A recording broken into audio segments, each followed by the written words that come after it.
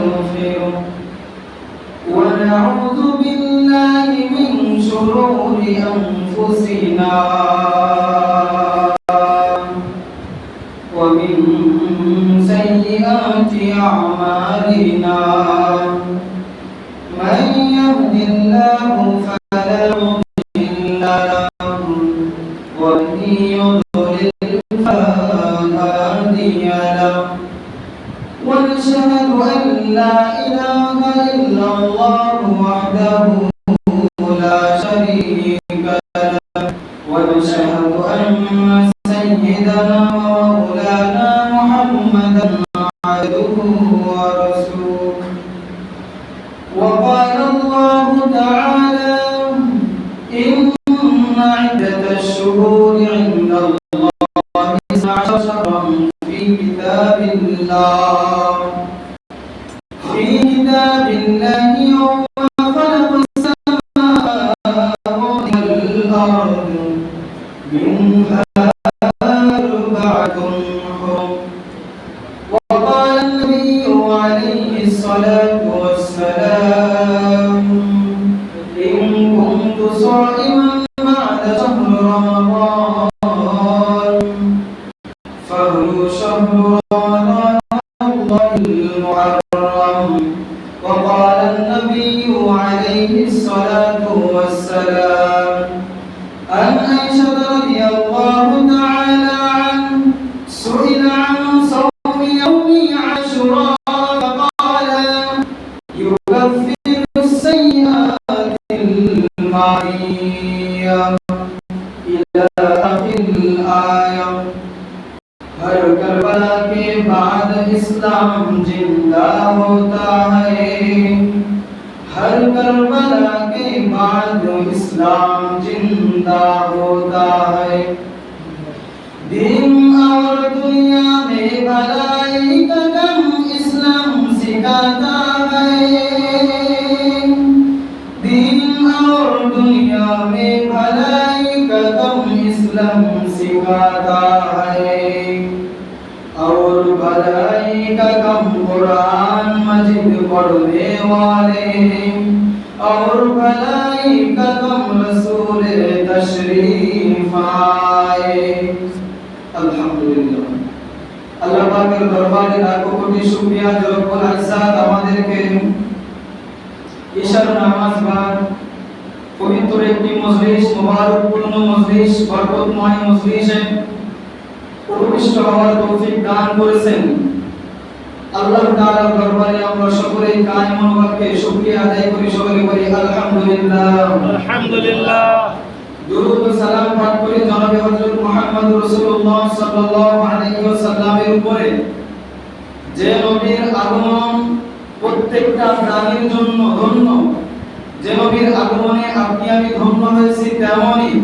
আসমান ধন্য হয়েছে জমিন ধন্য হয়েছে পাহাড় পর্বত ধন্য হয়েছে আশরাফুল মাখলুকাত ধন্য হয়েছে কেননা আল্লাহ তাআলা কোরআনুল কারীমের ভিতরে বলেন ওয়ামা আরসালনাকা ইল্লা রাহমাতাল লিল আলামিন আমি রহমতের নবী হযরত মুহাম্মদ রাসূলুল্লাহ সাল্লাল্লাহু আলাইহি ওয়াসাল্লামকে পুরো কুল কায়নাতের জন্য রহমত স্বরূপ পাঠিয়েছি তার দিক থেকে আল্লাহ তাআলা রাসূলকে আমাদের ভিতরে পাঠিয়েছেন কি রহমত স্বরূপ তো আমরা সেই প্রাণপ্রিয় নবী আমাদের শায়খ ও মুর্শিদ আমাদের পথের দিশারি জনাব হযরত মুহাম্মদ রাসূলুল্লাহ সাল্লাল্লাহু আলাইহি ওয়াসাল্লামের উপরে আমরা সকলেই সংক্ষিপ্ত দরুদ ও সালাম পাঠ করি সকলে বলি সাল্লাল্লাহু আলাইহি ওয়াসাল্লাম আলোচনা আমাদের জীবনে আমরা বহু শুনেছি অনেকের বয়স হয়তো 40 হয়েছে 35 হয়েছে 30 হয়েছে 25 হয়েছে 18 হয়েছে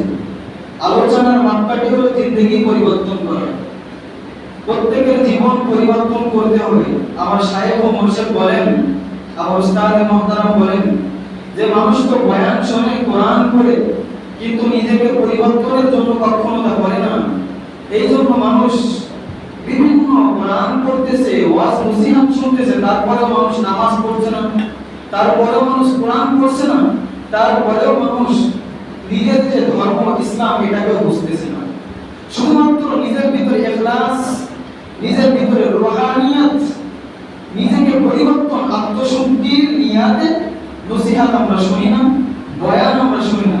হয়তো শুনি কি জন্য? আরেকজনের ভুল ধরার জন্য, যে আমি হকের উপরে আছি, তুমি বাতিলের উপরে আছো। এই সমস্ত ধ্যান ধারণা নিয়ে আমরা আজকে বয়ান শুনি। তো আলোচনার শুরুতেই বলতে চাই, আমাদের আলোচনা শোনা শুধুমাত্র লিল্লাহি আল্লাহর জন্য, কেননা আমাদের জীবন আমরা কি করতে চাই? পরিবর্তন করতে চাই। আল্লাহ তাআলা আমাদের সকলকে, আমাদের সকলের আত্মা, সকলের দিল, সকলের কলবকে পরিবর্তন করার তৌফিক দান করেন। সকলে বলে আল্লাহুম্মা আমিন। আল্লাহুম্মা আমিন। যে আয়াতে কারিমা আমি তেলাওয়াত করেছি সূরাতুত তাওবার ভিতরে আল্লাহ তাআলা বলেন, ইন্না ইদ্দাতাশ শুহুরি ইনদাল্লাহি 12 শাহরান ফি কিতাবিল্লাহ ইয়াওমা খালাকাস সামাওয়াতি ওয়াল আরদা মিনহা আরবা'তুন হুরুম। আল্লাহ তাআলা বলেন, আমি যে সময় এই আসমান সৃষ্টি করেছি, আমি যে সময় এই পৃথিবী সৃষ্টি করেছি, কুল কায়নাত সৃষ্টি করেছি, আমি আল্লাহ তাআলা আরবা'তুন হুরুম, আমি আল্লাহ তাআলা 12টি মাস দিয়েছি। সেই 12টি মাসের ভিতরে আরবা, আল্লাহ তাআলা বলেন ওই 12টি মাসের ভিতরে আমার কাছে সম্মানিত 4টি মাস আছে। সেই সম্মানিত 4টি মাসের ভিতরে একটি হলো মুহররম মাস। আল্লাহ তাআলা বলেন, তোমাদের ভিতরে যে সময় মুহররম চলে আসবে, তোমাদের ভিতরে যে সময় রজব চলে আসবে, শাবান চলে আসবে, জিলহজ চলে আসবে, জিলহজ চলে আসবে, তোমরা আমলের প্রতি খুবই গুরুত্ববান হও, তোমরা আমলের প্রতি খুবই যত্নবান হও। কেননা আমি আল্লাহ তাআলা কোরআনে ঘোষণা করেছি, লিল্লাহি রাব্বিল আলামিন, এই মুহররম মাস শুধুমাত্র আমি আল্লাহ তাআলার মাস। সবাই বলেন সুবহানাল্লাহ। তাহলে আল্লাহ তাআলা বলতেছেন, ইন্না ইদ্দাতাশ শুহুরি ইনদাল্লাহি 12 শাহরান ফি কিতাবিল্লাহ, আমি যে সময় আসমান এবং জমিন সৃষ্টি করেছি, পাহাড় পর্বত সৃষ্টি করেছি, এই কুল কায়নাত সৃষ্টি করেছি, জিন এবং মানুষ সৃষ্টি করেছি, এই সৃষ্টির শুরুতে আমি আল্লাহ তাআলা এই যে মাসের গণনা 12টি আমি আল্লাহ তাআলা সৃষ্টির শুরুতেই দিয়ে দিয়েছি। সবাই বলেন সুবহানাল্লাহ। আমরা আজকে মাসের গণনা করি না, বাংলাতে করি, ইংলিশে করি, আরবিতেও করি। আল্লাহ তাআলা এটা সৃষ্টির শুরু থেকে দিয়ে দিয়েছে। তো মুহররম মাস, এই যে মুহররম মাস খুবই গুরুত্বপূর্ণ মাস। এই মাস হলো আমলের মাস। রাসূল বলেছেন যে এই মাস হলো নিজের জিন্দেগিকে পরিবর্তনের মাস। এই বিষয়ে মুসলিম শরীফের 1162 নম্বর হাদিসের ভিতরে আসছে, الصوم رمضان بعد شهر الله المحرم وقال النبي عليه الصلاة والسلام سئل يوم عاشوراء فقال يكفر السنة الماضية। হযরত আব্বাস রাদিয়াল্লাহু তাআলা প্যারা নবী সাল্লাল্লাহু আলাইহি ওয়াসাল্লামের কাছে প্রশ্ন করতেছেন, আইয়ামা রাসূলুল্লাহ সাল্লাল্লাহু আলাইহি ওয়াসাল্লাম, যে আল্লাহর হাবিব আপনি তো আমাদের ভিতরে নসিহত করতেছেন, আমাদের ভিতরে বয়ান করতেছেন, আমাদের ভিতরে আপনি তাশরীফ এনেছেন, ইন্না ইদ্দাতাশ শুহুর, আল্লাহর কাছে যে 12টি মাস আছে তার ভিতরে একটি মুহররম মাস। এই মুহররম মাসের বিষয় তো আমরা জানি না, এই মুহররমের আমল সম্পর্কে তো আমরা জানি না, তো আপনি আমাদেরকে মুহররমের আমল সম্পর্কে শিক্ষা দিন। তো প্রিয় হাবিব সাল্লাল্লাহু আলাইহি ওয়াসাল্লাম সাহাবায়ে কেরামের এই প্রশ্ন শুনে হযরত আব্বাস রাদিয়াল্লাহু তাআলা আনহু রাসূলের প্রাণপ্রিয় চাচা, তিনি রাসূলকে প্রশ্ন করতেছেন, যদিও তিনি রাসূলের বয়সে বড়, তারপরেও শিক্ষা দীক্ষা মারিফাত শরীয়ত হাকিকতের দিক থেকে রাসূল বড়, সবথেকে রাসূল বড়, আল্লাহর পরে জানার স্থান। তো প্রিয় হাবিব সাল্লাল্লাহু আলাইহি ওয়াসাল্লাম সেই সময় তার প্রিয় চাচাকে শিক্ষা দিতেছেন, আইয়ামা রাজুলান ওয়া ক্বালা an-nabiyyu আলাইহি সালাতু ওয়াস সালাম ইন কুনতা সাইমান বা'দা শাহরি রমাদান ফাসুমুল মুহররম ফাইন্নাহু শাহরুল্লাহ। এ আমার প্রিয় চাচা, আপনি মনের কান দিয়ে শুনেন, দিলের কান দিয়ে শুনেন, আমলের নিয়তে শুনেন। আল্লাহ তাআলা যে সময় তোমাদের ভিতরে মুহররম পাঠিয়ে দিবেন, আল্লাহ তাআলা যে সময় তোমাদের ভিতরে মুহররমকে সংগঠিত করবেন, আল্লাহ তাআলা যে সময় তোমাদের ভিতরে মুহররম নিয়ে চলে আসবেন, ইন কুনতা সাইমান, তোমরা আল্লাহর কাছে কায়েমুল বাক্যে রোজা রাখবে। তাহলে এক নম্বর শিক্ষা আমরা পেলাম, আসিয়ামু বা'দা রমাদান, তোমরা যদি আল্লাহর কাছে আমলযোগ্য, আল্লাহর কাছে কায়েমুল বাক্যে যদি কোনো আমল আমল করতে চাও, খালেস নিয়ত ইখলাসের সাথে কোনো আমল করতে চাও, তাহলে তিনি শিক্ষা দিচ্ছেন তিনি যে তুমি মুহররম আসার পরে কি রাখবে? রোজা রাখবে। হাদিসটি কোথায় আছে?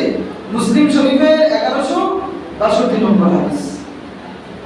রাসূলুল্লাহ সাল্লাল্লাহু আলাইহি ওয়াসাল্লাম তিনি আরো বলতেছেন, আসিয়ামু বা'দা রমাদান শাহরুল্লাহিল মুহররম। আল্লাহর কাছে রমজান ব্যতীত সকলে আমলের নির্দেশন দেন। আল্লাহর কাছে রমজান ব্যতীত যদি কোনো রোজার মাস থেকে থাকে, যদি কোনো সিয়াম সাধনার কাল থেকে থাকে, সময় থেকে থাকে, তো রাসূল বলেছেন শাহরুল্লাহিল মুহররম, এই মুহররম মাস। তখন আমরা জানতে পারলাম যে আল্লাহ তাআলার কাছে সবথেকে গুরুত্বপূর্ণ মাস হলো আফদালুর রমাদান। আফদালুর রমাদান, সবথেকে উত্তম মাস হলো রমজান মাস, এবং সেই উত্তম মাসের পরে আল্লাহ তাআলার কাছে দামি মাস। এখন দামি মাস বোঝাতে গেলে আপনাকে এই কথা আগে বুঝতে হবে যে পৃথিবীতে যত ঘর আছে, যত বাড়ি আছে, সব কিন্তু আল্লাহ। এই গৃহটা, এই ঘরটি, মসজিদটাও কিন্তু আল্লাহ, সাইডে যেটা দেখতেছেন সেটাও কিন্তু আল্লাহ। কিন্তু আল্লাহ তাআলা কিন্তু বলছেন না এইটা বাইতুল্লাহ, এইটা বাইতুল্লাহ, এইটা কাবা শরীফ, এইটা বাইতুল্লাহ। আল্লাহ কিন্তু বলেন না, বলেছেন পৃথিবীর যত বাসা আছে, যত বাড়ি আছে, একটাও কিন্তু আল্লাহ তাআলা বলেন না। শুধু কাবা শরীফকে কি বলেছেন? বাইতুল্লাহ, এটা আল্লাহর ঘর, আল্লাহ তাআলার ঘর। আল্লাহ তাআলার সমস্ত পৃথিবীতে যত ঘর বাড়ি আছে সবকিছু কি আল্লাহ। তার ভিতর আল্লাহ তাআলা কাবা শরীফকে কি করেছে? মনোনয়ন দিয়েছেন। আল্লাহ তাআলা কাবা শরীফকে একদম করেছেন, পরিপূর্ণ করেছেন। আল্লাহ তাআলা তার পরীক্ষণে বলেন যে তোমরা যদি এই আমার মাস সম্পর্কে বুঝতে চাও, তো পৃথিবীর ভিতরে যত বাইতুল্লাহ, যত বাইত, যত হরফ, যত বাইত আছে পৃথিবীর ভিতরে, এই সমস্ত বাড়ি কিন্তু আমি আল্লাহর বাড়ি বলি না। আমি আল্লাহর বাড়ি হলো শুধুমাত্র কাবা শরীফ। তো সেই আল্লাহর মাস শাহরুল্লাহ, এই শাহরুল্লাহিল মুহররম, এই মাসে এক নম্বর আমল হলো রোজা রাখা। তো রোজা আমরা কোন দিন রাখবো? হযরত আয়েশা রাদিয়াল্লাহু তাআলা বর্ণনা, মুসনাদে আহমদের বর্ণনা, মুসনাদে আহমদের 2804 নম্বর হাদিসের ভিতরে আসছে, আর আয়েশা রাদিয়াল্লাহু তাআলা সুইলা ইয়াউমি আশুরা ফাকালা ইউকাফিরু সানাতাল মাদিয়া فيه يوم وفيه على قوم آخرين وقال النبي عليه الصلاة والسلام হযরত আম্মাদান আয়েশা রাদিয়াল্লাহু তাআলা তিনি বলেন, তার কাছে সাহাবায়ে কেরামের একটি জামাত, একটি দল গিয়ে প্রশ্ন করতেছেন যে আল্লাহ রাসূল তো আমাদেরকে রোজা থাকতে বলেছেন, রোজা রাখতে বলেছেন, তোমরা কোন দিন রাখবো এবং এই রোজা রাখার ফজিলত কি? আম্মাদান আয়েশা রাদিয়াল্লাহু তাআলা তিনি বললেন, ইলামান ইয়া রাসূলুল্লাহ, এই বিষয়ে আল্লাহ রাসূল সবথেকে ভালো জানেন, আমার থেকে আল্লাহ রাসূল সাল্লাল্লাহু আলাইহি ওয়াসাল্লাম সবথেকে ভালো জানেন। এই সময় হযরত আনাস রাদিয়াল্লাহু তাআলা এবং হযরত আবু কাতাদা রাদিয়াল্লাহু তাআলা তারা দুইজন পরামর্শ করতেছেন, যদি আমরা এই আমল সম্পর্কে জানতে চাই তাহলে সরাসরি আল্লাহ রাসূলকে প্রশ্ন করতে হবে, আল্লাহ রাসূল থেকে আমাদের আমল শিখতে হবে। তো হযরত আবু কাতাদা রাদিয়াল্লাহু তাআলা এবং হযরত আবু হুরায়রা রাদিয়াল্লাহু তাআলা রাসূলের খুবই প্রিয় সাহাবী ছিলেন। হযরত আবু হুরায়রা রাদিয়াল্লাহু তাআলা 3 বছরের সাহাবী ছিলেন। আপনার যত হাদিস আছে, একটি কিতাবের ভিতরে যদি 1000 হাদিস থাকে তো দেখা যায় 900 হাদিস প্রায় হযরত আবু হুরায়রা থেকে বর্ণিত। এত তিনি ঘনিষ্ঠ ছিলেন। তো হযরত আবু হুরায়রা রাদিয়াল্লাহু তাআলা তিনি ফজরের সময় মসজিদে নববীর ভিতরে চলে গেলেন, নামাজের জন্য চলে গেলেন। যাওয়ার পরে রাসূলুল্লাহ সাল্লাল্লাহু আলাইহি ওয়াসাল্লাম প্রত্যেক দিন নামাজ শেষ করার পরে, সালাত শেষ করার পরে তিনি সাহাবায়ে কেরামের দিকে মুখ করে বলতেন এবং তিনি বিভিন্ন দোয়া কালাম সাহাবায়ে কেরামকে শিক্ষা দিতেন। তো রাসূলুল্লাহ সাল্লাল্লাহু আলাইহি ওয়াসাল্লাম বসে থাকতে থাকতে আপনার ইশরাকের সময় হয়ে গেছে। রাসূল সাল্লাল্লাহু আলাইহি ওয়াসাল্লাম ইশরাক পড়ার পরে, ইশরাক তিনি শেষ করেছেন, 4 রাকাত ইশরাকের নামাজ পড়েছেন। শেষ করার পরে হযরত আবু কাতাদা রাদিয়াল্লাহু তাআলা এবং আবু হুরায়রা রাদিয়াল্লাহু তাআলা তারা দুইজন একত্রিত হয়ে রাসূলকে প্রশ্ন করতেছেন যে আল্লাহর হাবিব, আপনি তো আমাদেরকে শিক্ষা দিয়েছেন যে মুহররম মাসে রোজা থাকতে হবে। তো আমরা তো বুঝলাম রোজা থাকতে হবে, আমরা কোন দিনে রোজা থাকবো এবং এই রোজা থাকার যে ফজিলত, রোজা রাখলে আমাদের যে গুরুত্ব, রোজার যে ফজিলত এটা এই বিষয়ে আপনি আমাদেরকে জানান, আপনি আমাদেরকে শিক্ষা দিন। তো রাসূলুল্লাহ সাল্লাল্লাহু আলাইহি ওয়াসাল্লাম তিনি বললেন, মুসনাদে আহমদের 2223 নম্বর হাদিসের বর্ণনা, মুসনাদে আহমদের 2223 নম্বর হাদিসের বর্ণনা, ইন কুনতা সাইমান বা'দা শাহরু রমাদান ফাসুমুল মুহাররাম ফীহি ইয়াউম তাবা ফীহি আলা কওমিন ওয়া তাবা আলা কওমিন আখারিন। আল্লাহ রাসূল সাল্লাল্লাহু আলাইহি ওয়াসাল্লাম তার প্রিয় সাহাবায়ে কিরামকে তিনি ডাক দিয়ে বললেন যে তোমরা আমলের প্রতি যত্নবান হও, তোমরা এক আল্লাহর প্রতি যত্নবান হও, তোমরা দ্বীন আল ইসলামের প্রতি যত্নবান হও, তোমরা দ্বীন মানতে শেখো, ইসলাম মানতে শেখো, তোমরা কোরআন মানতে শেখো, তোমরা আমি নবীর আদর্শ মানতে শেখো। আলাইকুম বিসুন্নতি ওয়া সুন্নাতাল খুলাফাইর রাশিদিন ওয়াল মাহদিয়িন তারাকতু ফীকুম আমরাইন লাম তাদিল্লু মা তামাসসাকতুম বিহিমা কিতাবাল্লাহি ওয়া সুন্নাতা রাসূলিহি। আল্লাহ রাসূল সাল্লাল্লাহু আলাইহি ওয়াসাল্লাম তার প্রিয় সাহাবায়ে কিরামকে তিনি শিক্ষা দিতেছেন যে সময় তোমাদের ভিতরে মুহররম চলে আসবে, মুহররমের 10 তারিখ চলে আসবে, তোমরা সেই সময় রোজা রাখবে এবং রোজা রেখে আল্লাহর কাছে কায়েম মনোবাক্যে দোয়া করবে এবং আল্লাহর কাছে কায়েম মনোবাক্যে দোয়া করে আল্লাহর দরবারে তোমরা বেশি বেশি তওবা করবে।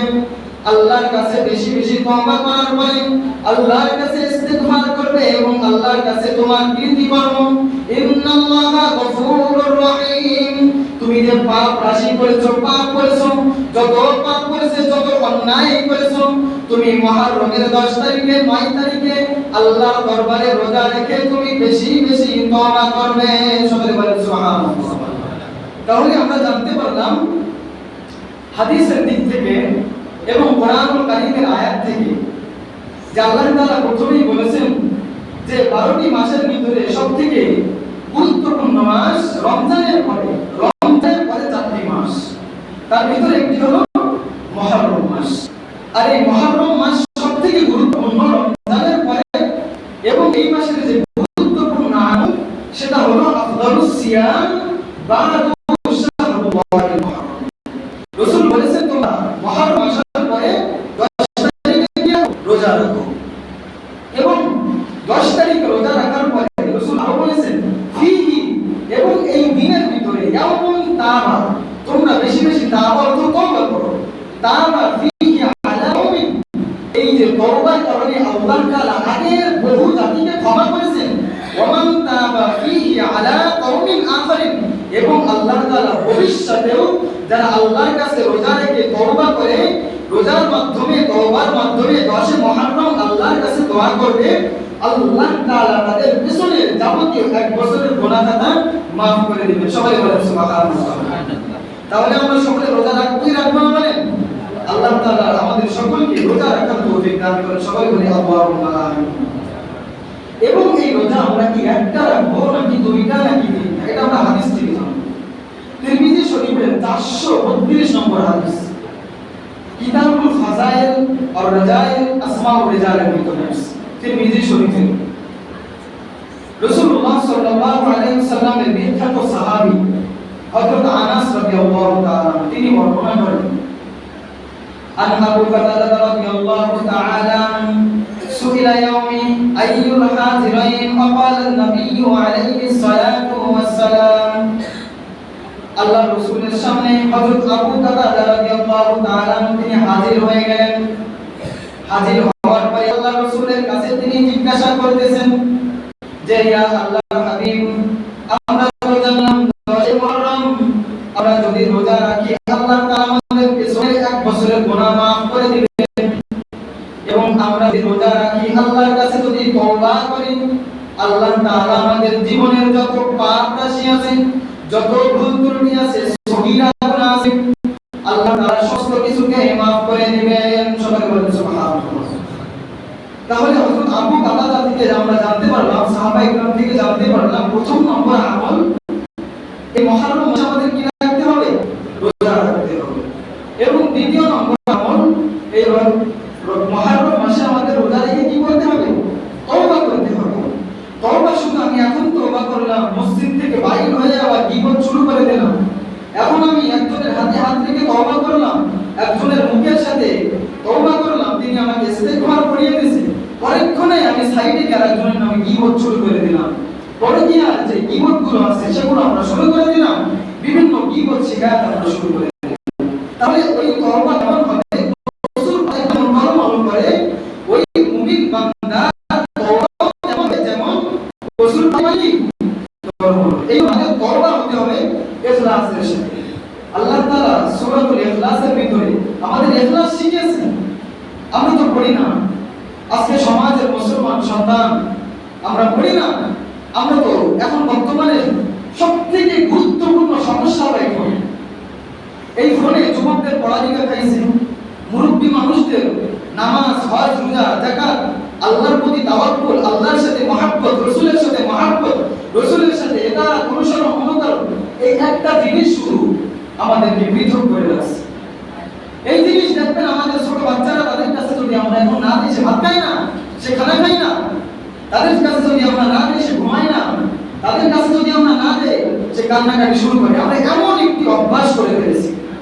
আমাদের বর্তমান জেনারেশন 8 বছর, 9 বছর, 10 বছর আপনার পড়ালেখা তো শেষ হইছে, সাথে সাথে তার জীবন নষ্ট হইছে, তার মা-বাপের অবাধ্য হইছে, সে সমাজের একটি গুলামগার হিসাবে শুধু প্রমাণিত হচ্ছে এই একটি ফোনের কারণে। তো আপনাদের কাছে আমি এই মুহররম মাসের বিষয় বলতে চাই, এটাও দাবি রাখবো, যদি আপনার সন্তানকে আপনি সুসন্তান হিসাবে গড়ে তুলতে চান, আপনার সন্তানকে একটি সুসন্তান, সুনাগরিক হিসাবে গড়ে তুলতে চান, এই ফোন থেকে বিরত রাখবেন। কমসে কম তার ভালো মন্দর জ্ঞান হতে কমসে কম 23 থেকে 24 বছর সময় লাগে। যে কোন কাজ করলে আমার দেহ ক্ষতি হবে, কোন কাজ করলে আমার যৌবনের ক্ষতি হবে, আমার বিবাহের ক্ষতি হবে, বিবাহের পরে বউ চলে যাবে। আজকে সমাজের মানুষের বউ পরকীয়া করে কেন?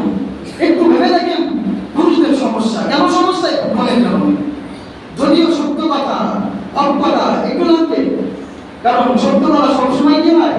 তিতা হয়। ভালোবাসা সবসময় কি হয়? তিতা হয়। তো আপনাদের কাছে আমি কায়মনোবাক্য অনুরোধ রাখবো, একেবারে শিশু থেকে শুরু করে নিয়ে তার যতদিন পর্যন্ত ওলামায়ে কেরাম, আমাদের শিক্ষকরা আমাদেরকে বলেন, তুমি যতদিন পর্যন্ত তোমার যে পড়ালেখার যে কাইফিয়াত, পড়ালেখার যে হাকিকত তুমি শেষ পর্যন্ত না যাইতে পারবে, এই অ্যান্ড্রয়েড ফোন, টাচ ফোন তুমি হাতে করবে না।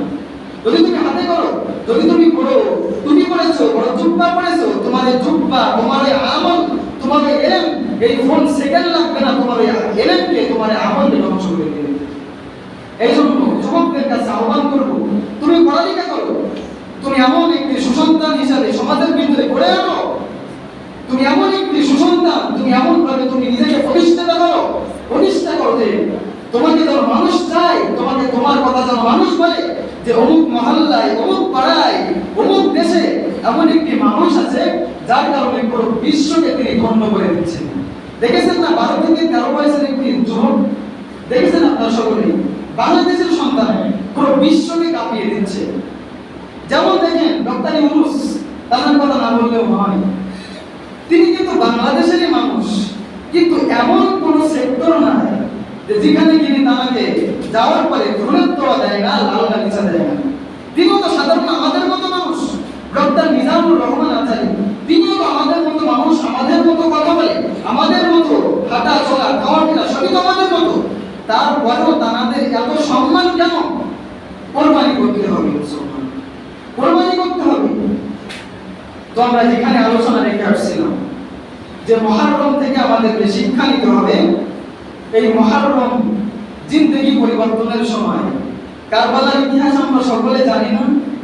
কারবালার ইতিহাস কি শুধু খিচুড়ি খাওয়ার ভিতর দিয়ে না, কারবালার ইতিহাস কি শুধু জিলুপের ভিতর দিয়ে না, কারবালার ইতিহাস আমি শুরু দিয়ে আওয়াজ করলাম, সবাই কানের মজা নিল, এইটা কি কারবালা না?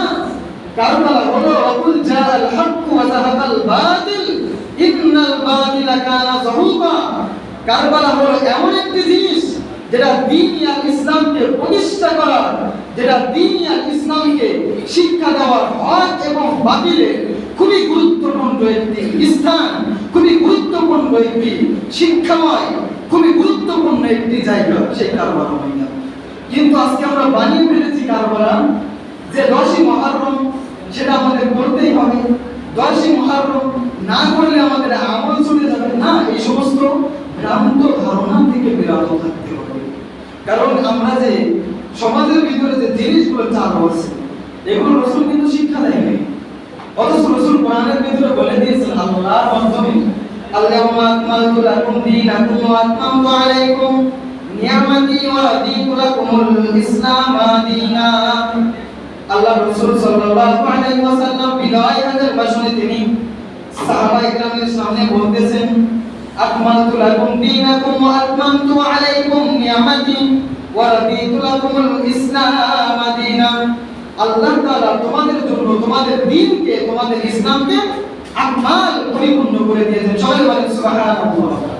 তাহলে এই গ্লাসের ভিতরে যদি পরিপূর্ণ পানি থাকে, এর ভিতরে যদি আমি নতুন কিছু ঢুকাই, নতুন অন্য পানি ঢুকাই, এই গ্লাসের ভিতরে কি থাকবে না পড়ে যাবে? পড়ে যাবে। এই জন্য রাসূলুল্লাহ সাল্লাল্লাহু আলাইহি ওয়াসাল্লাম আমাদের দ্বীনকে কি করেছে? পরিপূর্ণ করেছে, এটা বুঝতে হবে। এবং কিসের মাধ্যমে পরিপূর্ণ করেছে সেটা আমরা বুখারী মুসলিমের হাদিস থেকে শুনবো ইনশাআল্লাহ।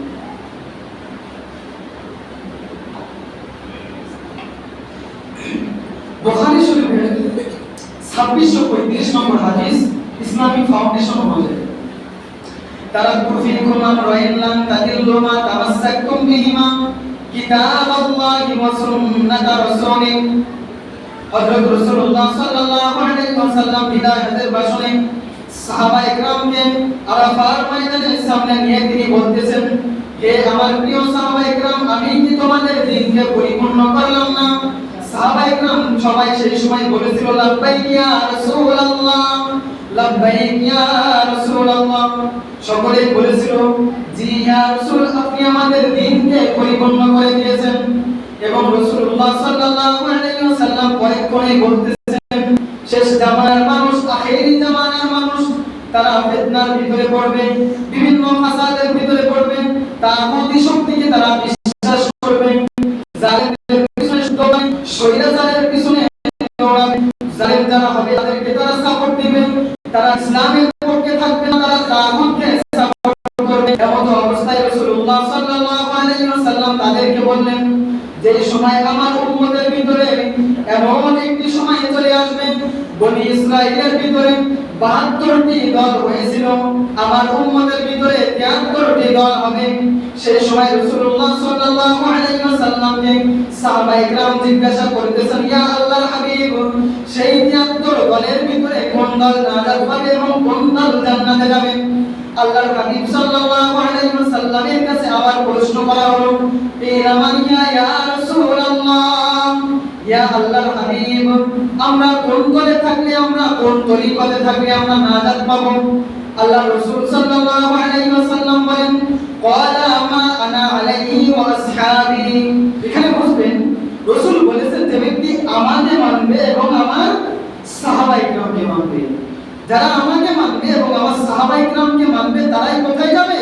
তারাই হলো সফলকাম, তারাই হলো জান্নাতি মানুষ, তারাই হলো জান্নাতুল ফেরদাউসের মেহমানখানার অধিবাসী মানুষ।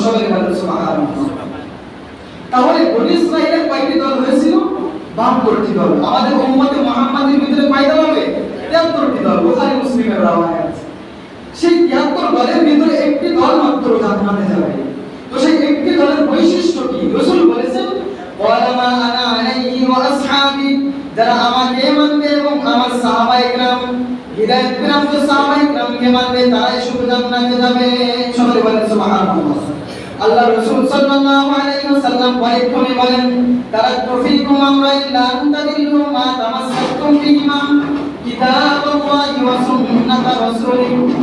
আল্লাহ রাসূল সাল্লাল্লাহু আলাইহি ওয়াসাল্লাম বলেন, যে সময় তোমাদের ভিতরে ফিতনার যুগ চলে আসবে, যে সময় তোমাদের ভিতরে ফিতনা চলে আসবে, ফিতনা বলতে আমাদের ভিতরে এখন ফিতনা এমন ভাবে চলে আসছে, তসবির একটা দানার মুখ যদি খোলা দেওয়া হয়, একটা মুখ যদি ছিঁড়ে দেওয়া হয়, পর যেমন ফিতনা চলে আসে, পর যেমন ফিতনা চলে আসে, রাসূলুল্লাহ সাল্লাল্লাহু আলাইহি ওয়াসাল্লাম বলেছেন, শেষ জামানার মানুষের দিকেও ফিতনা তেমন ভাবে ধেয়ে আসবে, ফিতনা তেমন ভাবে তাদেরকে গ্রাস করবে।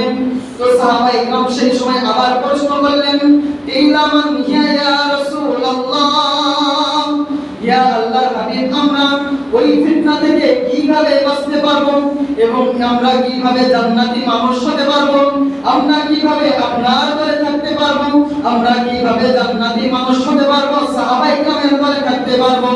আল্লাহ রাসূল সাল্লাল্লাহু আলাইহি ওয়াসাল্লাম বলেন, কিতাবাল্লাহ ওয়া সুন্নাত রাসূলিল্লাহ। আল্লাহ রাসূল সাল্লাল্লাহু আলাইহি ওয়াসাল্লাম বলেন, যারা আল্লাহর কিতাবকে মানবে এবং আমার আদর্শ আমার সুন্নাহকে মানবে তারা কখনো ফিতনার ভিতরে পড়বে না। সকলে বলেন সুবহানাল্লাহ। তাহলে আমরা ফিতনার ভিতরে পড়ব কোন সময়?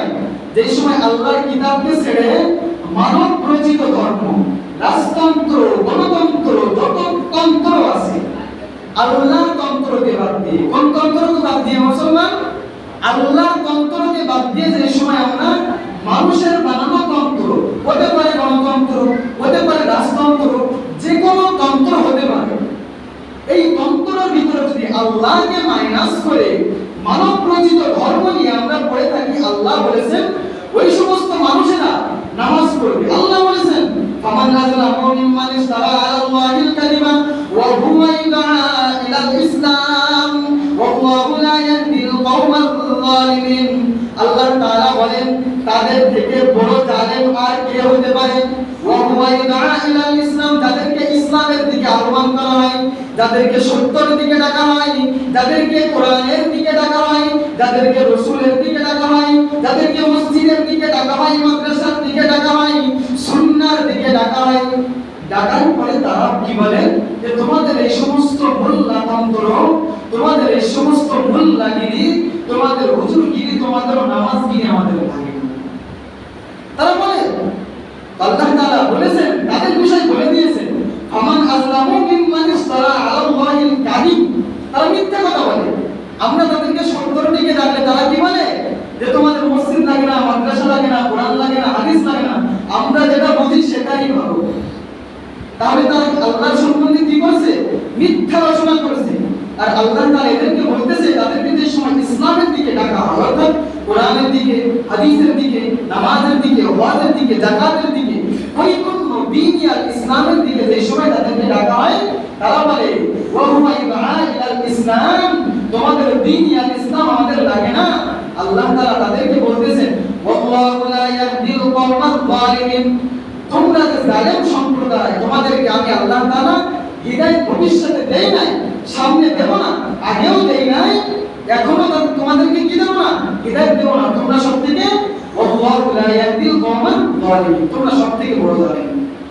এই জন্য দেখবেন যারা নামাজ পড়ে না, যারা নামাজ পড়ে না, এই ভিতরে কিছু শ্রেণীর মানুষ আছে, কিছু মানুষ আছে তারা নামাজ না পড়লেও নামাজের বিরোধিতা করে না, তারা নামাজ পড়তে পারে না, আবার নামাজ পড়ে না।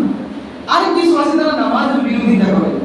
আল্লাহ তাআলা তাদেরকে বলতেছে, তুমি যদি নামাজ না পড়ো তুমি কাফের হবে না, কিন্তু যে সময় তুমি নামাজের বিরোধিতা করবে, কোরআনের বিরোধিতা করবে, তুমি যদি তোমার রাষ্ট্রের ভিতরে ইসলাম প্রতিষ্ঠা না করতে পারো, যদি তুমি না করো, চুপ থাকো, তুমি একটাই নাই আল্লাহর কাছে কথা বলার সুযোগ পাবে।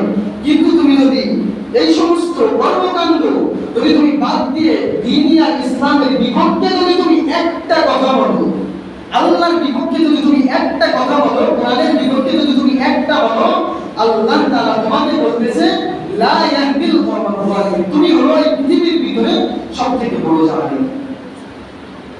তাহলে আলোচনা যেখানে রেখে আসা হয়েছে যে কারবালা আমাদের কিসের জন্য আসছে? হক এবং বাতিল চেনার জন্য। এখন বর্তমান বাংলাদেশে দেখবেন এক শ্রেণীর মানুষ আছে, ওই যে সূরা আলে ইমরানের 104 নম্বর আয়াত, আল্লাহ তাআলা সেখানে বলতেছেন, তোমাদের ভিতরে কিছু মানুষ থাকবে যারা মানুষকে ভালো দিকে আহ্বান করবে এবং খারাপ যারা করবে তাদেরকে খারাপের থেকে বিরত করার কথা বলবে, নির্দেশ দিবে। তো আমাদেরকে দেখেন সমাজের, রাষ্ট্রের ভিতরে কিছু মানুষ ওইটাই তারা ভালো দিকে মানুষকে ডাকতেছে, আর কিছু মানুষ তাদের বিরোধিতা করছে।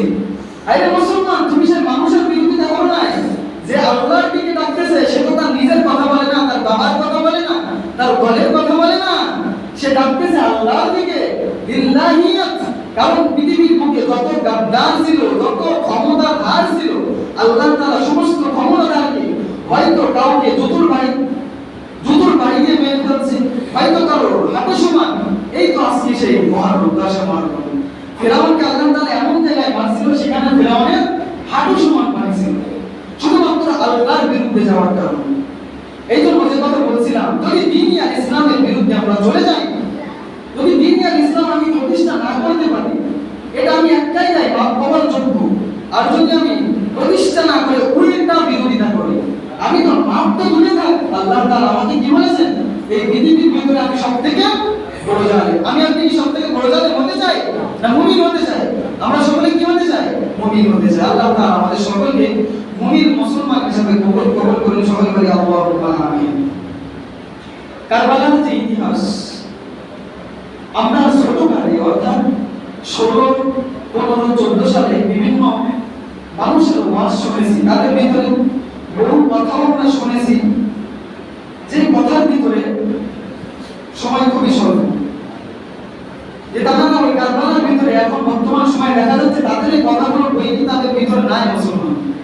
যে হাদিস একরকম আছে, তারা তার ভিতরে বৃদ্ধি করে বলছে কেন, মানুষের একটু কানে শুনতে ভালো লাগবে, মানুষ একটু বলে বলে সুবহানাল্লাহ বলবে, আলহামদুলিল্লাহ বলবে। তো আজকে আমরা কারবালার সংক্ষিপ্ত আলোচনা। তাহলে প্রথম পয়েন্ট গেল এই যে মুহররমের আমল সম্পর্কে। মুহররমের আমল হলো যে আমরা 9 মুহররম রোজা রাখবো এবং 10 মুহররম কি রাখবো, রোজা রাখবো। এবং আজকে যারা আমরা রোজা রাখতে পারি না, কালকে রোজা রাখবো এবং তার পরের দিন 11 মুহররম রোজা রাখবো ইনশাআল্লাহ। যদি আমরা রোজা রাখি, আল্লাহ তাআলা বলেছেন আমাদের পেছনে 1 বছরের গুনাহ কি করবেন, maaf করে দিবেন। সবাই বলেন সুবহানাল্লাহ। এবং তওবা করতে হবে, আল্লাহর দরবারে কায়েম হওয়াকে তওবা করতে হবে। এবং দ্বিতীয় নম্বর যে সেক্টর, সেটা হলো আপনার হক এবং বাতিল।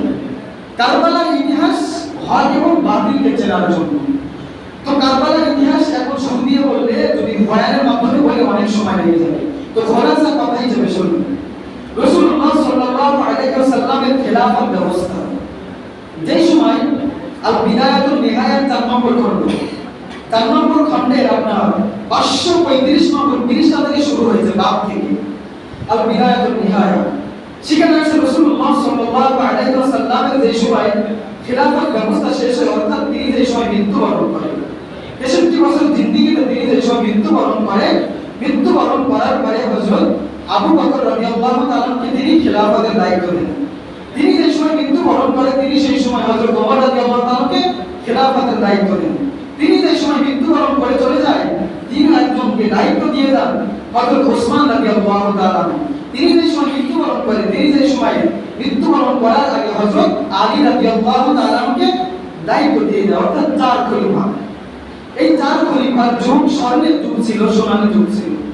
এরপরে আল বিদায়াতুন নিহায়ার ভিতরে ইমাম গাজ্জালি এবং ইমাম তাহাবী রাহিমাহুল্লাহ তিনি হাদিস নিয়েছেন। সুইলা ইয়াউমা আশুরা ফাকালা وقال النبي عليه الصلاة والسلام, যে সময় রাসূলুল্লাহ সাল্লাল্লাহু আলাইহি ওয়াসাল্লামের ইন্তেকাল হয়ে গেল, রাসূলুল্লাহ সাল্লাল্লাহু আলাইহি ওয়াসাল্লামের ইন্তেকাল হওয়ার পরে হযরত আবু বকর রাদিয়াল্লাহু তাআলা তিনি রাষ্ট্রের দায়িত্ব পায়, খেলাফত ব্যবস্থা পায়। হযরত আবু বকর যে সময় ইন্তেকাল করে, আবু বকরের ইন্তেকালের পরে হযরত আবু বকর রাদিয়াল্লাহু তাআলা হযরত ওমর রাদিয়াল্লাহু তাআলা কে খেলাফতের দায়িত্ব নিয়ে চলে যান।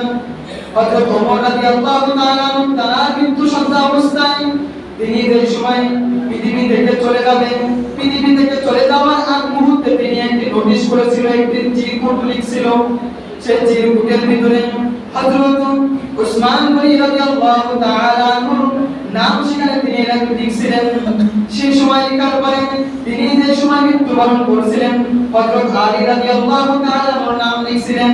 হযরত আলী রাদিয়াল্লাহু তাআলা মৃত্যুবরণ করার আগে, কারণ ইসলামী খেলাফত ব্যবস্থার মূলনীতি হলো, যদি কোনো খলিফা আপনার মৃত্যু সজ্জায় থাকে, তার মৃত্যুর ঘন্টা বেঁচে যায়, সে যদি বুঝতে পারে, তাহলে বুঝতে পারার আগে আরেকজন খলিফা হবে, ইসলামী রাষ্ট্রের খলিফা নিযুক্ত করে তাকে মৃত্যুবরণ করতে হবে। সে বিষয় সামনে আমরা জানতে পারব। হযরত আলী রাদিয়াল্লাহু তাআলার খিলাফত ব্যবস্থা 40 হিজরিতে শেষ হয়েছিল। 40 হিজরিতে শেষ হওয়ার পরে হযরত হাসান রাদিয়াল্লাহু তাআলা তিনি খিলাফত ব্যবস্থা পান। তিনি খিলাফত ব্যবস্থা পাওয়ার পরে 6 মাস তিনি পুরো দেশ চালান, পুরো রাষ্ট্র চালান। তিনি 6 মাস রাষ্ট্র চালানোর পরে হযরত মুআবিয়া রাদিয়াল্লাহু তাআলা আনহুর কাছে তার দায়িত্ব তিনি হস্তান্তর করলেন। তার দায়িত্ব, তার খিলাফত ব্যবস্থাকে তিনি হযরত মুআবিয়ার কাছে তিনি দিয়ে দিলেন। হযরত মুআবিয়া রাদিয়াল্লাহু তাআলা আনহুর কাছে তার দায়িত্ব দেওয়ার পরে হযরত মুআবিয়া রাদিয়াল্লাহু তাআলা আনহু তিনি পুরো রাষ্ট্রকে ইসলামের কায়দায়, ইসলামের অনুসরণে আল্লাহ তাআলা যেভাবে পুরো রাষ্ট্রকে চালাইতে বলেছেন, পুরো রাষ্ট্রকে বলাইতে বলেছেন, পুরো রাষ্ট্রের যে মাপকাঠি হযরত মুআবিয়া রাদিয়াল্লাহু তাআলা আনহু পরিপূর্ণ সেইভাবে চালাইতেছিল। এমন অবস্থায় 18 বছর, 19 বছর, 20 বছর যে সময় চলে আসলো, 60 হিজরি যে সময় চলে আসলো, হযরত মুআবিয়া রাদিয়াল্লাহু তাআলা তিনি বৃদ্ধা হয়ে গেলেন, তার মৃত্যুর সময় ঘনিয়ে আসলো। তিনি বুঝতে পারলেন যে আমার আর পৃথিবীতে থাকার সুযোগ নাই, আমার আর পৃথিবীতে থাকার কোনো সুযোগ নাই। সেই সময় তিনি মৃত্যুবরণ করার আগে জলিলুল কদর সাহাবায়ে কেরাম, বড় বড় সাহাবায়ে কেরামের কাছে তিনি পরামর্শ করেছিলেন যে আমি এখন কাকে খলিফা বানাইতে পারি, আমি আমার খলিফাতে কার এই খলিফার দায়িত্ব দিয়ে যেতে পারি। হযরত মুআবিয়া রাদিয়াল্লাহু তাআলা তিনি চিন্তা করলেন, আমলের দিক থেকে হযরত হুসাইন রাদিয়াল্লাহু তাআলা তিনি সবথেকে বড়, ইখলাসের দিক থেকে হযরত আব্দুল্লাহ ইবনে ওমর তিনি সবথেকে বড়, ইখলাসের দিক থেকে, আল্লাহওয়ালার দিক থেকে, তাকওয়ার দিক থেকে হযরত আব্দুল্লাহ ইবনে আব্দুর রহমান সবথেকে বড়, হযরত আব্দুল্লাহ ইবনে আব্দুর রহমান সবথেকে বড়। হযরত রাসূলুল্লাহ সাল্লাল্লাহু আলাইহি ওয়াসাল্লামের জলিলুল কদর সাহাবী হযরত আব্দুর রহমান ইবনে আফফান রাদিয়াল্লাহু তাআলা তারা সবথেকে বড় ইখলাসের দিক থেকে, তাকওয়ার দিক থেকে। হযরত মুআবিয়া রাদিয়াল্লাহু তাআলা তিনি চিন্তা করলেন তারা তো তাকওয়ার দিক থেকে বড়, কিন্তু দেশ চালানোর জন্য, রাষ্ট্র চালানোর জন্য ইয়াজিদ সবথেকে রাষ্ট্র চালানোর ক্ষমতা রাখে, রাষ্ট্র চালানোর যে কূটনীতিবিদ, রাষ্ট্র চালানোর যে বিধান, এইটা সবথেকে ইয়াজিদের ভিতরে আছে।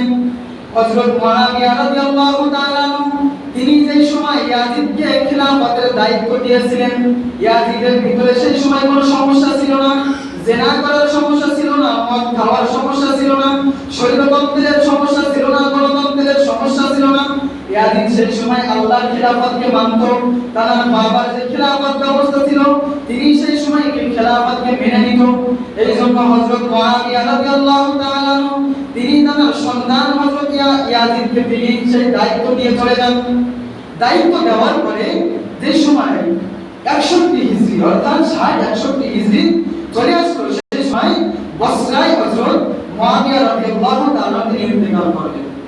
তার ইন্তেকালের ঘন্টা, মৃত্যুর ঘন্টা বেজে গেল। মৃত্যুর ঘন্টা বেজে যাওয়ার পরে হযরত হুসাইন রাদিয়াল্লাহু তাআলা তার কাছে সংবাদ পৌঁছালো যে হযরত মুআবিয়া রাদিয়াল্লাহু তাআলা তিনি ইন্তেকাল করেছেন 60 হিজরিতে, 60 এবং 61 হিজরি। এই যে ইতিহাসের ভিতরে কিন্তু অনেক মতভেদ আছে। যারা মাজার পূজা করে, অর্থাৎ কবর পূজা করে, তারা ইতিহাস বলে এক কায়দা, এবং যারা বাড়াবাড়ি করে বলে তারা ইতিহাস বলে এক কায়দা, এবং কোরআন সুন্নাহ ভিত্তিক ইতিহাস হলো আলাদা কায়দা। এখানে আপনার মজা লাগতেও পারে, না লাগতেও পারে, কিন্তু আসল যে ইতিহাস সেটা হয়ে গেল আর বিদায়াতুন নিহায়াত জানবো। তাহলে আমরা হযরত মুআবিয়া রাদিয়াল্লাহু তাআলা ইন্তেকাল পর্যন্ত আসতে পারব। হযরত মুআবিয়া রাদিয়াল্লাহু তাআলা তিনি যে সময় আল্লাহর ডাকের সাড়া দিয়ে চলে গেলেন, তিনি যে সময় আল্লাহর ডাকের সাড়া দিয়ে পরপরে চলে গেলেন, ইয়াজিদ সেই সময় বসরার ভিতরে ছিল না, ইয়াজিদ সেই সময় দামেস্কে ছিল, বর্তমান ইরাকে ছিল। ইয়াজিদ সংবাদ পেয়ে তার বাবার মৃত্যুর সংবাদ শুনে তিনি চলে আসতেছেন। তিনি বসরা থেকে, ইরান থেকে, দামেস্ক থেকে তিনি বসরায় চলে আসতেছেন তার বাবার মৃত্যুর সংবাদ শুনে। তিনি সফর করতেছেন প্রায় 19 থেকে 20 দিনের রাস্তা, 500 মাইল হবে। সেই সময় হাঁটা পথের রাস্তা, হেঁটে যাওয়ার রাস্তা, উট ছিল, দুম্বা ছিল। সেই উটের পিঠে করে ইয়াজিদ আস্তে আস্তে এমন অবস্থায় তার বাবা হযরত মুআবিয়া রাদিয়াল্লাহু তাআলা ইন্তেকালের পরে তার জানাজা হয়ে গেছে, তার দাফন হয়ে গেছে। এমন অবস্থায় ইয়াজিদ কুফার ভিতরে চলে আসলেন, বসরার ভিতরে চলে আসলেন।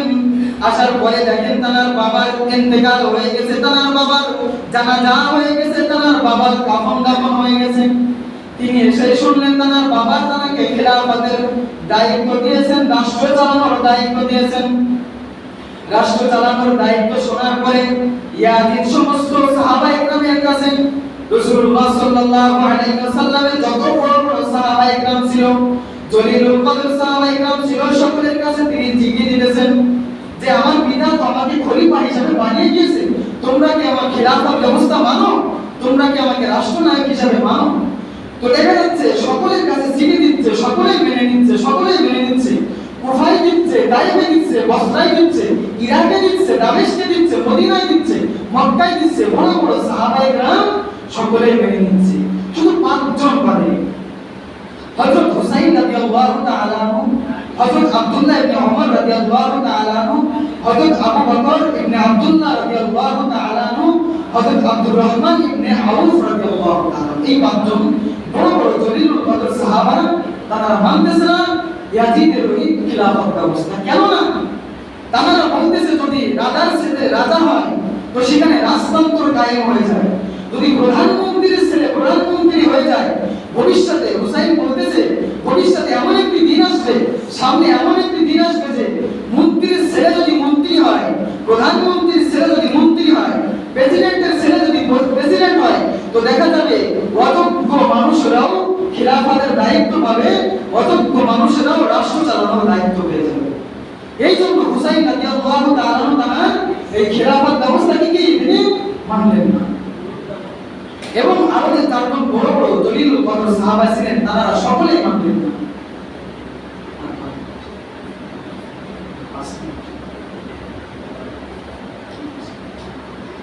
তো এমন অবস্থায় হযরত হুসাইন রাদিয়াল্লাহু তাআলার কাছে আলোচনা অনেক দীর্ঘায়িত, পরিপূর্ণ আলোচনা, একেবারে হুসাইন রাদিয়াল্লাহু তাআলার মাথা কেটে নিয়ে আপনার ইহুদিদের গির্জা, তারপরে সেখানে তার মাথা এক জায়গায় কোথাও পরিপূর্ণ আলোচনা 1 ঘন্টার বেশি সময় লেগে যাবে। তো হুসাইন রাদিয়াল্লাহু তাআলার কাছে হাজার হাজার চিঠি আসতেছে কুফা থেকে যে হুসাইন তুমি কুফায় চলে আসো, আপনার প্রায় লক্ষাধিক মানুষ এখানে উপস্থিত আছে যে ইয়াজিদের ওই যে খিলাফত ব্যবস্থা আমরা মানি না। এবং আর যে 4 জন সাহাবায়ে কেরাম ছিল তারা হুসাইনকে বলতেছে হুসাইন তুমি এমন করো না, কারণ হযরত আলী রাদিয়াল্লাহু তাআলাকে একই ষড়যন্ত্র করে তারা দুনিয়া থেকে বিদায় দিয়েছিল। তারাও আলী রাদিয়াল্লাহু তাআলাকে বলেছিল যে তোমরা আসো আমরা একসাথে চলি, তোমরা আসো আমরা একসাথে দিন প্রতিষ্ঠা করি। এই সমস্ত মিষ্টি মিষ্টি কথা বলে আলী রাদিয়াল্লাহু তাআলাকে ডেকে তারা বর্ষার আঘাতে আলী রাদিয়াল্লাহু তাআলাকে দুনিয়া থেকে বড় করে পাঠিয়েছিল। তো দেখা যাচ্ছে এমন অবস্থায় যে এমন একটি সময় চলে আসলো সেই বড় বড় 4 জন সাহাবীও তারা খিলাফত ব্যবস্থা মেনে নিল। খিলাফত ব্যবস্থা মেনে নেওয়ার পরে শুধুমাত্র হুসাইন রাদিয়াল্লাহু তাআলা বাদ থাকলো। তো দেখলো যে হাজার হাজার চিঠি আসতেছে, তেমন অবস্থায় হযরত হুসাইন রাদিয়াল্লাহু তাআলা তিনি চিন্তা করলেন হুসাইন রাদিয়াল্লাহু তাআলার চাচাতো ভাই মুসলিম বিন আকিল তারাকে তিনি কুফায় পাঠিয়ে দিলেন যে আমি তো যাব, তুমি আমার রাষ্ট্রদূত হিসেবে সেখানে গিয়ে দেখো যে সেই কুফার অবস্থা কেমন। আসলেই কি তারা লক্ষাধিক মানুষ, 1 লক্ষ মানুষ ইয়াজিদের বিপক্ষে যুদ্ধ করার জন্য কি আছে? তো মুসলিম বিন আকিল সেখানে চলে গেলেন। যাওয়ার পরে তিনি দেখতেছেন যে আসলে যে না আছে। তো তিনি একটি চিঠি লিখলেন হযরত হুসাইন রাদিয়াল্লাহু তাআলার কাছে যে হযরত হুসাইন তুমি চলে আসো, এখানে আমাদের 1 লক্ষ মানুষ আছে। তো তিনি যে প্রথম যে বাড়ির ঘরের ভিতরে আশ্রয় নিয়েছিলেন, একটি বুড়ির ঘরে আশ্রয় নিয়েছিল, সবাই জানেন না? সে বুড়ির নাম হলো তওয়াবা। সবাই বলেন কি বুড়ির নাম কি ছিল? তওয়াবা। হাদিসের কিতাবের ভিতরে আছে সেই বুড়ির নাম ছিল তওয়াবা। সেই তওয়াবার ঘরে আশ্রয় নেওয়ার পরে এমন অবস্থায় হযরত হুসাইন রাদিয়াল্লাহু তাআলার সংবাদ পুরো কুফার ভিতরে ছড়িয়ে গেল। ইয়াজিদের কানে সেই সংবাদ চলে গেল। ইয়াজিদ বলতেছে যে এমন অবস্থায় তোমরা হুসাইনকে আর সুযোগ দিও না, তোমরা হুসাইনকে ধরে নিয়ে আসো। এবং হুসাইনকে ধরে নিয়ে আসতে অনেক লম্বা ঘটনা। এবং মুসলিম বিন আকিল তারা যে চাচাতো ভাই, এবং ওই চাচাতো ভাইকে কুফার ভিতরে যে গভর্নর সাহেব ছিল সেখানে তাদেরকে হযরত হুসাইন রাদিয়াল্লাহু তাআলাকে ধরে নিয়ে এবং তারা চাচাতো ভাই মুসলিম বিন আকিলকে ধরে নিয়ে হযরত মুসলিম বিন আকিলকে শিমার এবং সিনার, আমরা সকলেই কিন্তু শিমারের নাম জানি, কিন্তু আসলে কোন করেছিল সিনার। শিমার অর্ডার করেছিল আর সিনার তিনি আপনার বলের আঘাতে, তরবারের আঘাতে হযরত হুসাইন রাদিয়াল্লাহু তাআলার ঘাড় থেকে মাথাটা আলাদা করে দিয়েছিল।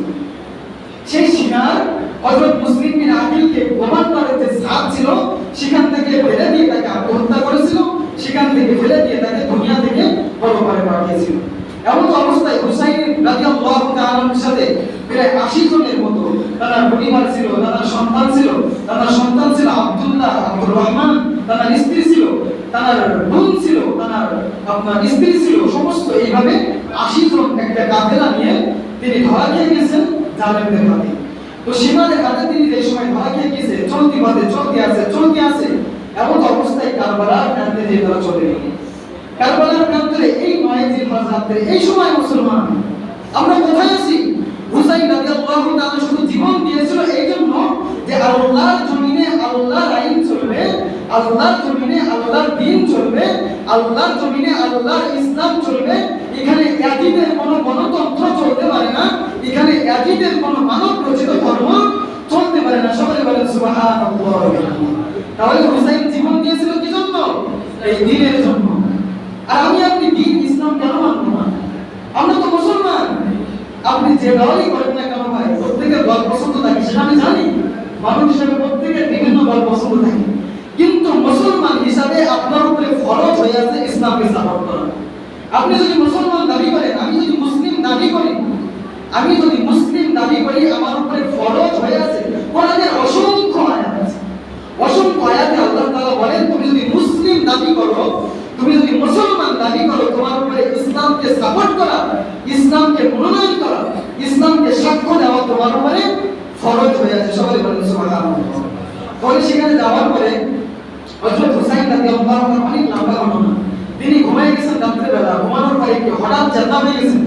তিনি ঘুম থেকে উঠে হাঁপাইতেছেন, তার বোন তাকে জিজ্ঞাসা করতেছেন, ফাতিমা রাদিয়াল্লাহু তাআলা তিনি জিজ্ঞাসা করতেছেন, হে আমার প্রিয় ভাই তুমি হাঁপাইতেছো কেন? তিনি বললেন যে না আমাকে কিছু হচ্ছে না। তিনি আবার জিজ্ঞাসা করলেন তার বোন তোমার কি হচ্ছে? হযরত হুসাইন রাদিয়াল্লাহু তাআলা তিনি বলতেছে অচিরে আমি আমার নানার সাথে সাক্ষাৎ করব। সবাই বলেন আল্লাহু আকবার। হুসাইন রাদিয়াল্লাহু তাআলা তিনি বলতেছেন যে আমি অচিরেই আমার নানার সাথে সাক্ষাৎ করব। সবাই বলেন আল্লাহু আকবার। তিনি ঘুম থেকে উঠলেন, যত গাদ্দার ছিল, যত বেঈমান ছিল, সিনার যত দাজ্জাল ছিল, ওই কুফার ভিতরে আপনার সেই বসরার ভিতরে যত গাদ্দাররা ছিল, সকলেই কিন্তু হযরত হুসাইনের পেছনে ফজরের নামাজ তারা পড়েছিল। সকলেই যারা হুসাইনকে শহীদ করেছিল, সকলেই হুসাইনের পেছনে ফজরের নামাজ পড়েছিল। ফজরের নামাজ শেষ হওয়ার পরে ইয়াজিদ এবং সিনার এবং সীমার তারা যুদ্ধের ঘোষণা দিয়ে দিল। মারতে মারতে এমন অবস্থায় হযরত হুসাইন রাদিয়াল্লাহু আনহু ছোট বালক ছেলে, 7 বছরের ছেলে আব্দুল্লাহকে তারা এই গলা থেকে মাথাটা আলাদা করে দিল। এবং সীমার তিনি বলতেছে তোমরা হুসাইনকে কেন মারছো না? তারা মুসলমান ছিল, কিন্তু তারা মুসলমান ছিল, তারা ভাবতেছে আমার শরীর আঘাত যেন নবীদের নাতির গলায় না লাগে, আমার শরীর আঘাত যেন, আমার বর্ষার আঘাত এই নবীদের নাতির গলায় যেন না লাগে। যদি আমার বর্ষার আঘাত, আমার শরীর আঘাত যদি নবীদের নাতির গলায় লাগে, তো আমার জন্য জাহান্নাম অবধারিত করে রাখছেন আল্লাহ তাআলা। সবাই বলেন নাউযুবিল্লাহ। তো ইয়াজিদ দেখতেছে যে এদের দিয়ে কাজ হচ্ছে না, তো ইয়াজিদ আবার সংবাদ পাঠালো সীমানের কাছে। সীমান এবার সিনাকে বলল তুমি ওকে ধরো, এবং সিনার গিয়ে তার গলায় একটি আঘাত করলো, এবং সীমান গিয়ে তার গলা থেকে মাথাটা আলাদা করে দিল। সবাই বলেন আল্লাহু আকবার। তাহলে আমরা আরো অনেক লম্বা ঘটনা, এখান থেকে তার মাথাটা নিয়ে ছুরিতে একটা লাঠির ভিতরে নিয়ে পুরো আপনার কারবালার ভিতরে, পুরো বসরার ভিতরে, পুরো ইরাকের ভিতরে তারা ছুরিতে চড়িয়েছিল। পুরো বসরার মানুষকে দেখাইছিল। সেই সময় মুসলমানরা হাহাকারে কাঁদছিল, আরে মুসলমান তোমরা তো মুসলমান, তোমরা নবীর নাতিকে চিনতে পারো নাই, তোমরা ক্ষমতার লোভে, তোমরা দেশের রাজত্ব পাওয়ার জন্য, ক্ষমতা পাওয়ার জন্য নবীর নাতিকে তোমরা জবাই করে দিলে, নবীর নাতিকে তোমরা বড়পারে পাঠিয়ে দিলে। তোমাদের জন্য আল্লাহ তাআলা এমন একটি জাহান্নাম রাখছে, তোমাদের জন্য আল্লাহ তাআলা এমন একটি যন্ত্রণাদায়ক জাহান্নাম রাখছে, সেখান থেকে পালানোর কোনো রাস্তা তোমাদের নাই। সবাই বলেন আল্লাহু আকবার। তো মুসলমান আলোচনা অনেক লম্বা, দীর্ঘায়িত। একটি গির্জায় চলে গেলেন, এমন একটি গির্জা আপনার ইহুদিদের এবং যারা ওই যে শিয়া অথবা বিভিন্ন ধর্মের আছে তাদের একটি উপাসনালয়ে যাওয়ার পরে সেই পাদ্রী জানতেন যে তিনি আলেম ছিলেন, তিনি জানতেন এমন একটি দিন 10 মুহররম তারা আসবে, এখানে কাফেলা নিয়ে আসবে, এইখানে আমাদের উপাসনালয়ে তারা থাকবে। তো সেই ইহুদি আলেম তাদেরকে প্রশ্ন করতেছে তোমরা তো এখানে থাকতে চেয়েছো, থাকো, সমস্যা নাই, কিন্তু তোমাদের সিন্ধুকের ভিতরে এটা কি? তোমাদের সিন্ধুকের ভিতরে এটা কি আছে? তিনি কিন্তু জানেন তাদের তাওরাতের ভিতরে, তাদের ইনজিলের ভিতরে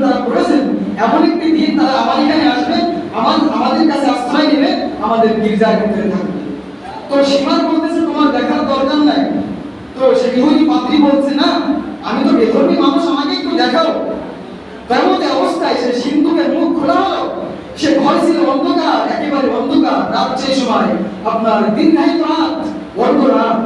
তো যে সময় সিন্ধুকের মুখ খোলা হলো, মুফাসসিরিন ইকরাম বলেন, ফুকাহা ইকরাম বলেন, যে সময় সিন্ধুকের মুখ খোলা হলো, পুরো অন্ধকার ঘর আলোয় আলোকিত হয়ে গেল। সবাই বলেন আল্লাহু আকবার। হুসাইন রাদিয়াল্লাহু তাআলার মুখ যে সময় সেই অন্ধকার ঘরে খোলা হলো, তার কিন্তু সাথে বডি নাই, শুধু মাথা। সেই সময় তার সিন্ধুকের ভিতর থেকে যেই দোর খুলেছে, মুখ খুলেছে, আসমান থেকে এমন একটি নূরানিয়াতের ফয়েজ ও বরকত আসছে, আসমান থেকে এমন একটি নূর আসছে, তাদের ওই গির্জা, তাদের ওই উপাসনালয় একেবারে নূরে নূরান্বিত হয়ে গেছে। সবাই বলেন সুবহানাল্লাহ। তিনি দেখতেছে হযরত হুসাইন রাদিয়াল্লাহু তাআলা, তিনি বলতেছে লা ইলাহা ইল্লাল্লাহ মুহাম্মাদুর রাসূলুল্লাহ। সবাই বলেন সুবহানাল্লাহ। কাটা গলা থেকে আওয়াজ আসছে, কাটা গলা থেকে কি আসছে? আওয়াজ আসছে, লা ইলাহা ইল্লাল্লাহ মুহাম্মাদুর রাসূলুল্লাহ। পাদ্রী সেই সময় বললেন, তোমরা তো মুসলমান সন্তান, তোমরা হুসাইনকে চিনতে পারো নাই, তোমরা তো হুসাইনকে চিনতে পারো নাই, তোমরা হুসাইনকে চিনতে পারো নাই। আমি ইহুদি মানুষ, বেধর্মী মানুষ, আমি তো মুসলমান না। আল্লাহ তাআলা আমার অন্তর চক্ষু খুলে দিয়েছেন, আল্লাহ তাআলা আমার হৃদয়ের দরজা খুলে দিয়েছেন, আল্লাহ তাআলা আমার ভিতরে নূরানিয়াতের ইসলামের যে দ্বীন খুলে দিয়েছেন। আমি হুসাইনের সাথে কালিমা পড়ে দিলাম, লা ইলাহা ইল্লাল্লাহ মুহাম্মাদুর রাসূলুল্লাহ। সেখান থেকে মুসলমান আরো দীর্ঘায়িত আলোচনা, আরো দীর্ঘায়িত। আল্লাহ তাআলা যদি সামনে কোনো সুযোগ দেয়, ইনশাআল্লাহ আলোচনা পরিপূর্ণ করা হবে। তাহলে আলোচনার যে মূল প্রেক্ষাপট, আমরা এই মুহররম মাসে রোজা রাখবো, 9 মুহররম, 10 মুহররম, এবং আজকে যারা রাখতে পারে নাই কালকে রাখবো, তারপরে দিন রাখবো, এবং রোজা রেখে আমরা আল্লাহর কাছে কায়মুল্লাহকে দোয়া করব। এবং কারবালার যে ইতিহাস, এখান থেকে আমাদের কিসের পরিচয় পেলাম বলেন? হক এবং বাতিলের। আমরা যেহেতু মুসলমান, আরে মুসলমান আপনি যে দল করেন আমার কোনো আপত্তি নাই, আপনি যাই করেন না কেন, ও বিষয়ে আমার কোনো আপত্তি নাই। কিন্তু আপত্তি একটা জায়গায়, আপনি মুসলমান, আপনি ইসলামের পক্ষে থাকবেন, এটাই স্বাভাবিক। আপনি মুসলমান দাবি করছেন, আপনার জন্য ইসলামের পক্ষে থাকা এটা হলো আপনার জন্য ফরজ বিধান। সবাই বলেন সুবহানাল্লাহ। আল্লাহ তাআলা আমাদের সকলকে জিন্দেগির ভিতরে আমল করার তৌফিক দান করেন, এবং পরিপূর্ণ আলোচনা থেকে সর্বপ্রথম আল্লাহ তাআলা আমাকে আমল করে আমার সামনে উপবিষ্ট যত মুসলমান বর্ণালী ভাইদের আল্লাহ তাআলা আমল করার তৌফিক দান করেন। ওয়া আখিরু দাওয়ানা আলহামদুলিল্লাহি রাব্বিল আলামিন।